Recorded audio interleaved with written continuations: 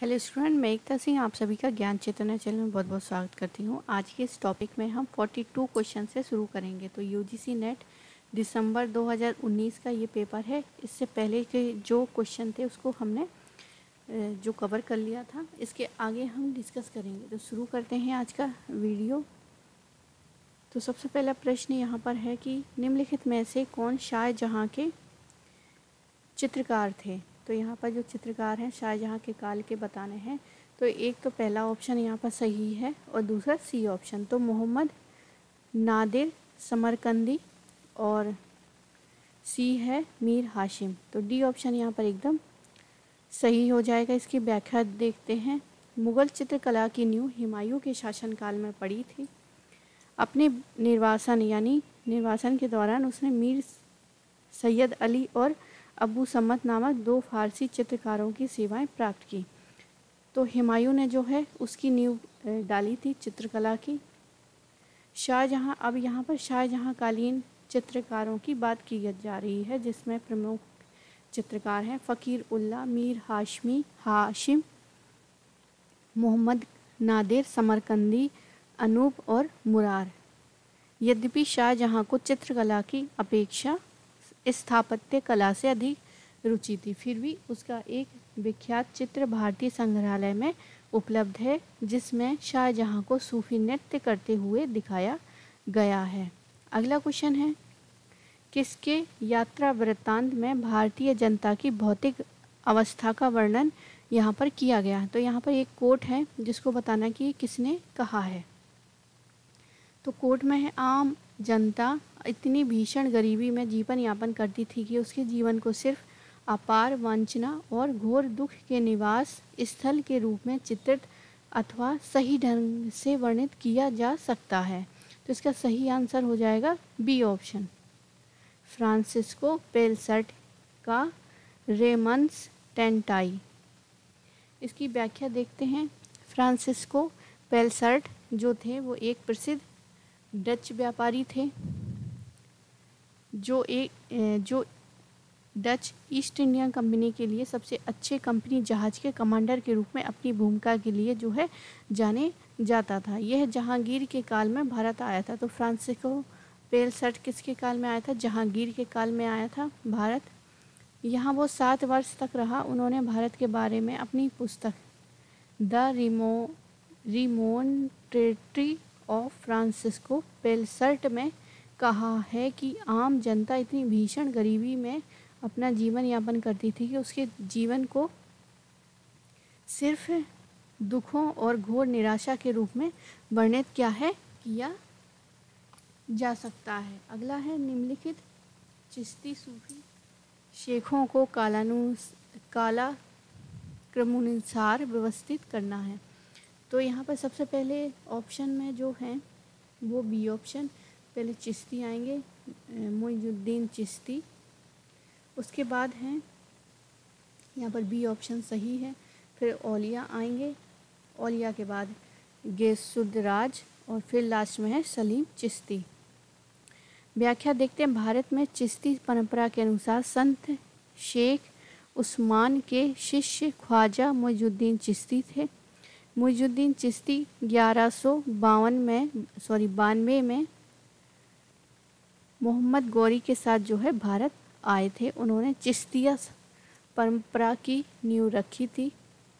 इसके पश्चात परंपरा को क्रमशः बाबा फरीद, निजामुद्दीन औलिया, अमीर खुसरो, गैसुद्दराज व शेख सलीम चिश्ती ने आगे बढ़ाया। तो सूफी संतों से भी एक क्वेश्चन जो है वो 100% है कि आना ही आना है एक क्वेश्चन।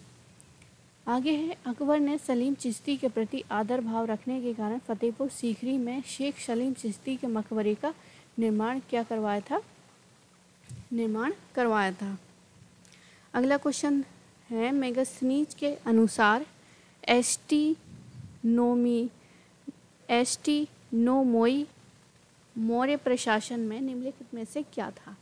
तो यहाँ पर एक शब्दावली पूछा है, वो भी मेगास्थनीज के अनुसार कि एस्टीनोमोई क्या था मौर्य प्रशासन में। तो इसका सही आंसर हो जाएगा जिलाधिकारी का प्रभारी।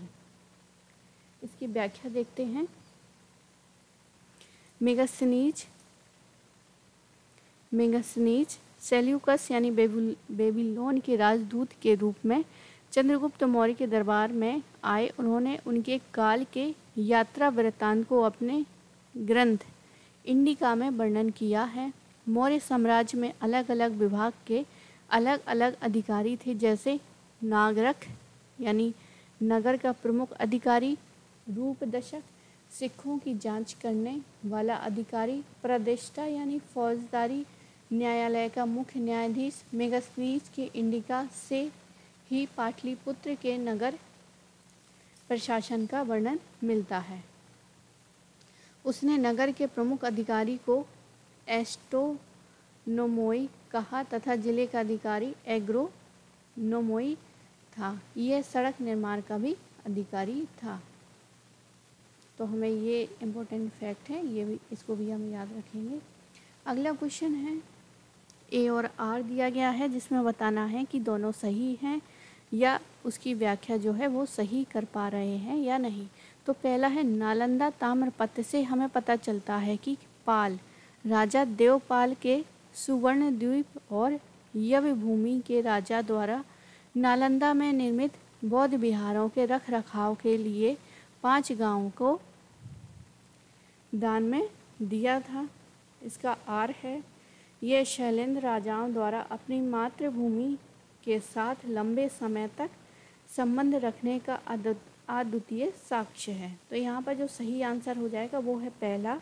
तो ए और आर दोनों सही हैं और उसकी जो है व्याख्या भी सही है। व्याख्या देखते हैं यहाँ पर। पाल शासक देवपाल के नालंदा ताम्रपत्र अभिलेख के अनुसार सुवर्ण द्वीप के शैलेंद्र वंशी शासक बालपुत्र देव के भेजे दूत की प्रार्थना पर देवपाल ने 5 गांवों को दान में दिया।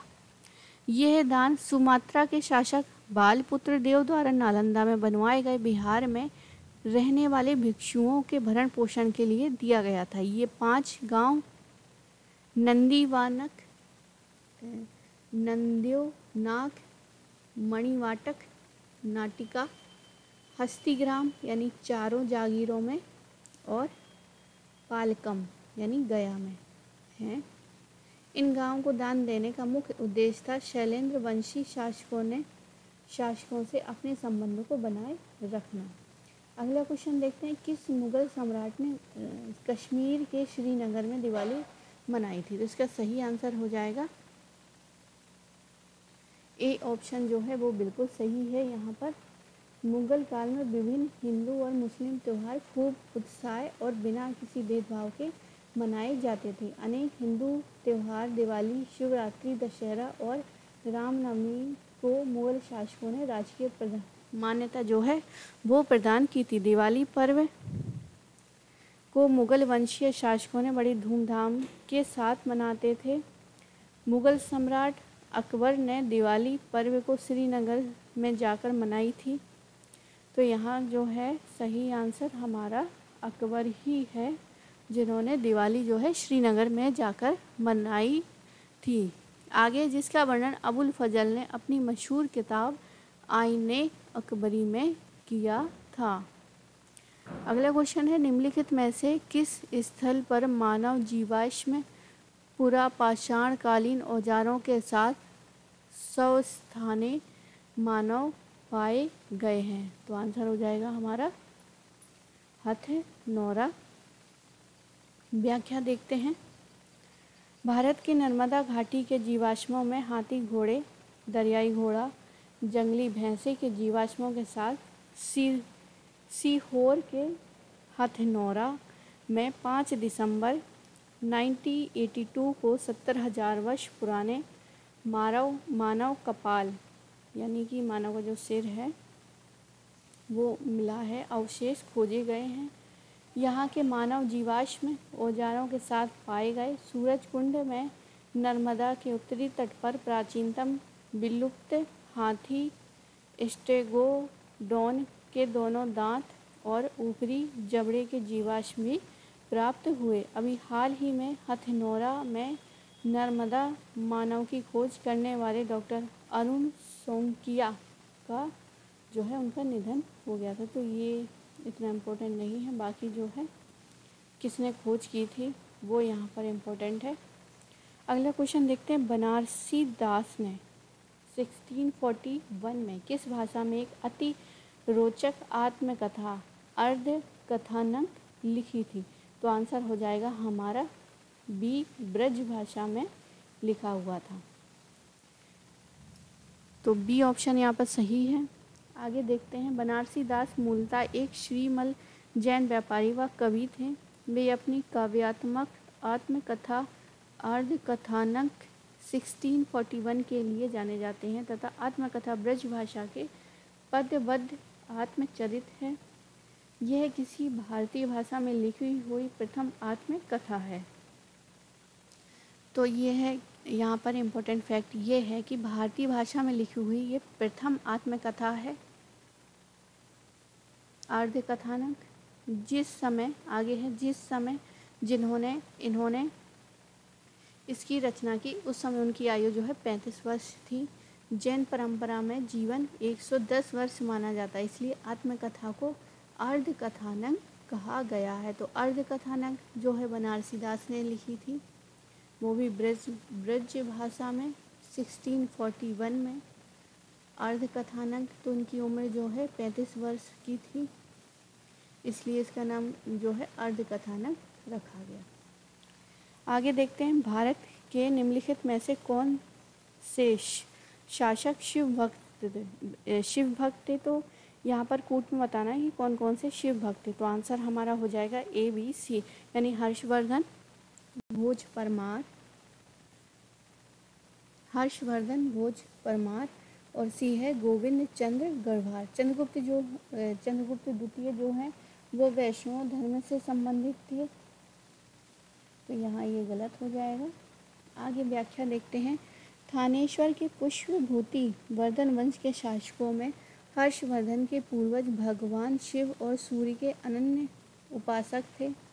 प्रारंभ में हर्ष भी अपने कुल देवता शिव का परम भक्त था, परंतु चीनी यात्री हेनसांग से मिलने के बाद उसने बौद्ध धर्म की महायान शाखा को राजाश्रय दिया तथा पूर्णतः बौद्ध बन गया। इसी तरह परमार वंशी भोज व गहड़ वालवंशी गोविंद चंद्र भी शिव भक्त थे, जबकि गुप्तकालीन शासक जो है चंद्रगुप्त द्वितीय वैष्णव धर्म के अनुयायी थे। अगला क्वेश्चन है, क्लासिकल संस्कृत भाषा के दिल्ली स्थित दीर्घपालम बावली अभिलेख में स्वभावतः दावा किया गया है कि राजा के अनुशासन के कारण भगवान विष्णु समस्त चिंताओं को त्याग कर क्षीर सागर में शांतिपूर्वक शयनरत हैं। यह किस राजा के बारे में दावा किया गया है? तो आंसर यहाँ पर हो जाएगा गयासुद्दीन बलबन।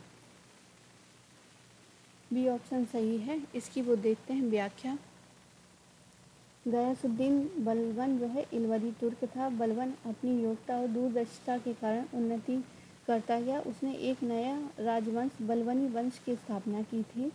अपनी योग्यता के कारण ही रजिया सुल्तान के समय में अमीर ए शिकार अलाउद्दीन, मसूद के समय अमीर ए हाजिर मुइजुद्दीन, बहराम शाह के समय अमीर ए आखुर के रूप में राज्य की संपूर्ण शक्ति का केंद्र बन गया। उसने इल्तुतमिश द्वारा बनाए गए 40 दल का दमन किया तथा ईरानी आदर्शों को स्थापित करने के लिए सिजदा और पायवोस की जो है प्रथा शुरू की थी तथा ईरानी त्योहार नौरोज मनाने का भी प्रारंभ किया था।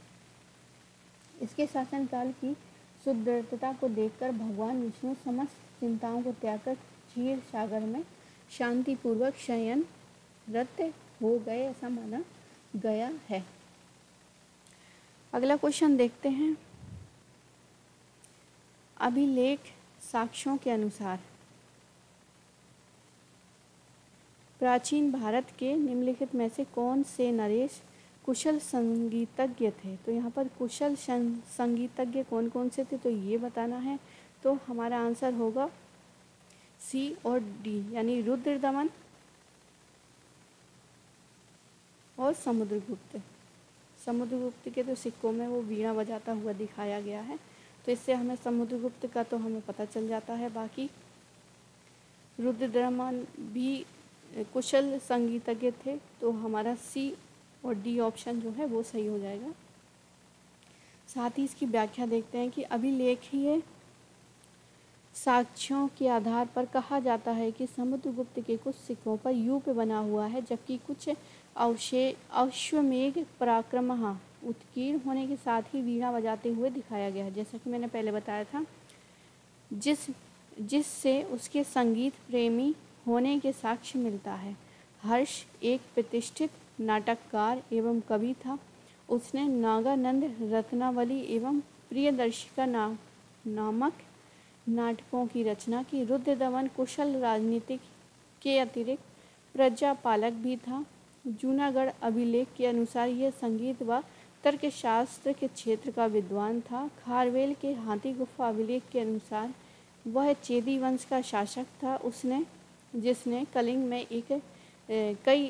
में कई राज्यों का समावेश किया। वह एक कुशल योद्धा भी था। उसके संगीतज्ञ होने का प्रमाण नहीं मिलता, अतः रुद्रदमन और समुद्रगुप्त ही कुशल जो हैं संगीतज्ञ थे। अगला क्वेश्चन है, प्रसिद्ध सिंधु नदी निम्नलिखित में से कौन सी सहायक नदी अफगानिस्तान में अवस्थित है? तो इसमें जो है चारों ऑप्शन मेरे हिसाब से सही होने चाहिए। आगे देखते हैं इसकी। यहाँ पर सी ऑप्शन जो है वो यहाँ पर सही है, यानी कि डी ऑप्शन यहाँ पर सही नहीं था, यानी कि बितस्ता जो है वो अफ़गानिस्तान में नहीं है। तो यहाँ पर हमें याद रखेंगे, यहाँ पर जो है बितस्ता नहीं है, बाकी तीनों जो हैं वो हैं अफ़गानिस्तान में। व्याख्या देखते हैं। पाकिस्तान में बहती हुई सिंधु नदी एशिया की सबसे बड़ी लंबी नदियों में से एक है। यह पाकिस्तान, भारत, जम्मू कश्मीर और चीनी पश्चिमी तिब्बत के मध्य से क्या होती है, बहती है। यह पाकिस्तान की सबसे लंबी नदी और राष्ट्रीय नदी है। सिंधु की 5 उपनदियां हैं जो पाकिस्तान व भारत के बीच विभाजित हैं। बितस्ता जो है झीलम, चंद्रभागा चिनाब, इरावती यानी रावी, बिपाशा यानी ब्यास, शतुद्री जो है सतलज। अफगानिस्तान में प्रभावित होने वाली सिंधु की सहायक नदियां कुंभा, क्रुमु और हरिरुद्र है। तो 3 नदियों के नाम जो हैं वो यहाँ पर इम्पोर्टेंट है, कुंभा, क्रुमु और हरिरुद्र। अगला क्वेश्चन है, गुलबर्गा की जामी मस्जिद के निम्नलिखित अवशेषों में से कौन सा सही है? तो यहाँ पर सही आंसर हो जाएगा बी ऑप्शन। बी ऑप्शन यहाँ पर सही है। भारत और ईरानी तत्व परस्पर ऐसे गुथे हुए हैं कि उन्हें अलग नहीं किया जा सकता, बिल्कुल सही है। संपूर्ण संरचना विशालकाय स्तंभ युक्त छतदार भवन है, ये भी सही है। इसमें खुला प्रांगण है, ये गलत है। और डी ऑप्शन जो है वो सही है। यहाँ पर 7 पंक्तियों में व्यवस्थित छोटे गुंबदों से संपूर्ण छत आच्छादित है, तो ये भी यहाँ पर सही है। तो बी ऑप्शन हमारा यहाँ पर सही हो जाएगा। इसकी व्याख्या देखते हैं। बहमानी शासक सुल्तान फिरोज शाह के काल में 14वीं शताब्दी ईसा पूर्व में गुलबर्मा की जामा मस्जिद का निर्माण कराया। इस मस्जिद की प्रमुख विशेषता इसमें है, तो पहली है इसमें भारतीय और ईरानी शैली इस तरह समामेलित है कि इन्हें अलग नहीं किया जा सकता है। दूसरा, एक आंगन के बिना भारतीय मस्जिद का एक दुर्बल उदाहरण है, क्योंकि पूरी संरचना एक छत से क्या है, ढकी हुई है। तीसरा है 7 पंक्तियों में व्यवस्थित छोटे गुंबदों से संपूर्ण छत जो है आच्छादित है। चौथा है इस भवन में अलंकरण की दृष्टि जो है बहुत कम है, लेकिन बौद्धिक महानता और मौलिकता का एक उदाहरण है। पांचवा है इसकी संरचना जो है 216 गुणा 176 को नापती है, जिसमें 3 तरफ की दीवारें और पश्चिमी तरफ गुम्बद वाला विशाल अभ्यारण्य है। अगला है स्तूप के बारे में निम्नलिखित में से कौन से कथन सही है? पहला है बुद्ध ने अपने अस्थि अवशेषों पर स्तूपों के निर्माण का आदेश दिया था। इसमें सही बताना है, यहाँ पर जो है सही बताना है। बुद्ध ने अपने अस्थि अवशेषों पर स्तूपों का निर्माण का आदेश दिया था। स्तूपों के निर्माण की प्रथा प्राग के बौद्ध काल में थी। जैन धर्मावलंबियों ने भी प्रारंभिक काल में स्मारक के इस रूप का निर्माण किया था। सारनाथ का वर्तमान धमेग स्तूप प्राचीनतम स्तूपों में से एक है। तो यहाँ पर जो सही आंसर होगा वो है ए, बी और सी। यहाँ पर डी जो है वो यहाँ पर गलत हो जाएगा, तो ए, बी और सी। तो स्तूप का विकास जो है संभवतः मिट्टी के ऐसे चबूतरे से हुआ है जिसका निर्माण मृतक की चिता के ऊपर अथवा मृतक की चुनी हुई अस्थियों के रखने के लिए किया जाता है। स्तूपों के निर्माण की प्राक बौद्ध काल से मानी जाती है। गौतम बुद्ध के जीवन की प्रमुख घटनाएं हैं जन्म, संबोधि, धर्मचक्र परिवर्तन तथा निर्वाण से संबंधित स्थानों पर भी स्तूपों का निर्माण हुआ। आगे चलकर जैन धर्मावलंबियों ने प्रारंभिक काल में स्मारक के रूप में ऐसे स्तूप का भी निर्माण करवाया। अगला क्वेश्चन है, अशोक के प्रस्तर स्तंभों पर यूनानी शासकों का जिस क्रम में उल्लेख हुआ है उसी क्रम में व्यवस्थित करना है। तो यहाँ पर सबसे सही ऑप्शन है, पहले तो है एंटिओकस। ये बिल्कुल नया क्वेश्चन है। एंटिओकस पहले नंबर पे, दूसरा है एंटीगोनस और फिर है उसके बाद टालमी, तीसरा सॉरी यहाँ पर जो है सबसे पहले है, यहाँ पर जो सी है वो यहाँ इसका सही आंसर है। सबसे पहले है एंटिओकस यानी पहला नंबर, फिर है टालमी दूसरा नंबर, फिर है एंटीगोनस तो ये तीसरा हो जाएगा, और लास्ट में सिकंदर तो ये चौथा हो जाएगा। व्याख्या देखते हैं। सम्राट अशोक के बौद्ध धर्म के प्रचार के लिए भारत के सभी लोगों में यूनानी राजाओं को भूमध्य सागर तक दूत भेजे। उनके स्तंभों पर यूनान से उत्तर अफ्रीका तक के बहुत से समकालीन यूनानी शासकों के नाम मिलते हैं जो क्रमशः यूनानी नरेश, एंटिओकस यानी आंटियोकस, टूरामाय यानी टालमी, इनके दो नाम हैं। आंटिकीनी यानी आंटिगोनस और मख जो है मंगस। अलेख सुंदरो सिकंदर है। इसी तरह दक्षिण में चोल, पांडे और ताम्रपर्णी श्रीलंका में अपने पुत्र व पुत्री क्रमशः महेंद्र और संघमित्रा को बौद्ध धर्म के प्रचार के लिए भी भेजा था। अगला है, निम्नलिखित में से किस सत्याग्रह का नेतृत्व महात्मा गांधी ने नहीं किया था? तो महात्मा गांधी ने जो नहीं किया था वो है सी वाला, महाद मीठा जलाशय सत्याग्रह। तो सी ऑप्शन यहाँ पर बिल्कुल सही हो जाएगा। सी ऑप्शन यहाँ पर सही है। बाकी खेड़ा, रॉलेट, बिल और वाइकम ये सारे के सारे किए थे, तो ये सारे गलत हैं। सी ऑप्शन सही है। व्याख्या देखते हैं। महात्मा गांधी 1915 में दक्षिण अफ्रीका से वापस आए थे। तो एक ये भी क्वेश्चन बनता है कि महात्मा गांधी जो है भारत से यानी दक्षिण अफ्रीका कब आए थे भारत में? तो 1915।